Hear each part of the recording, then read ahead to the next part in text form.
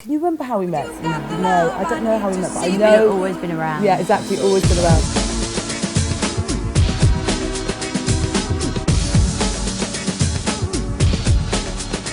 Through work, definitely through work, yeah, it was through work.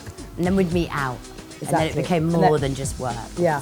Whenever we're at parties, you enter a room, you've got such a kind of magnetism. You do, when you enter a room and the kind of that portal of that magic, and we've had so many kind of fun, amazing moments together, and for me it was always like the person that could understand that kind of ethereal magic and kind of channeling that sort of bewitching, kind of hypnotising feeling that I wanted the scent to have. I understand that kind of... Going that magical, emotional portal, don't you? And that song and Charlotte.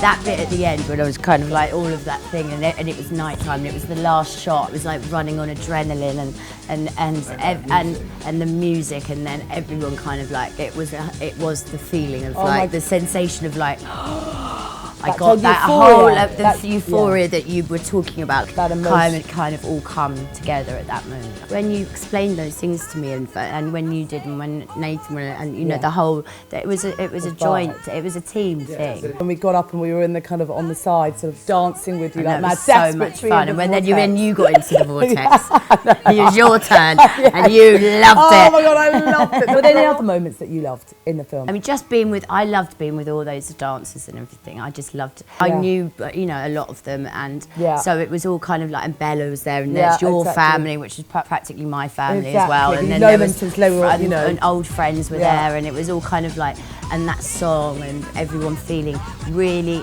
up for it.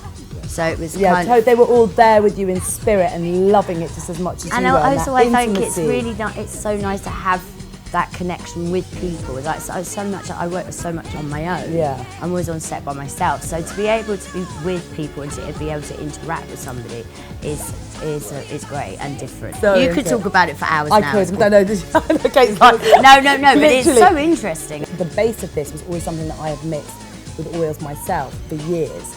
So it's kind of, the base was always there. And I've always just had one scent.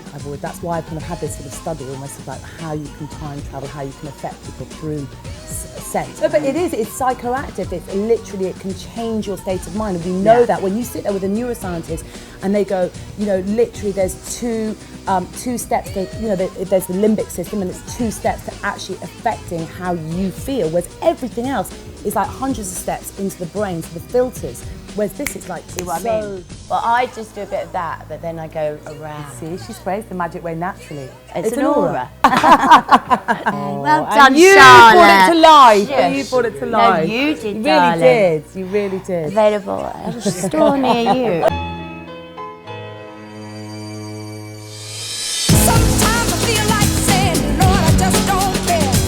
But you got the love I need to see me. Scent of a Dream, a fragrance by Charlotte Tilbury.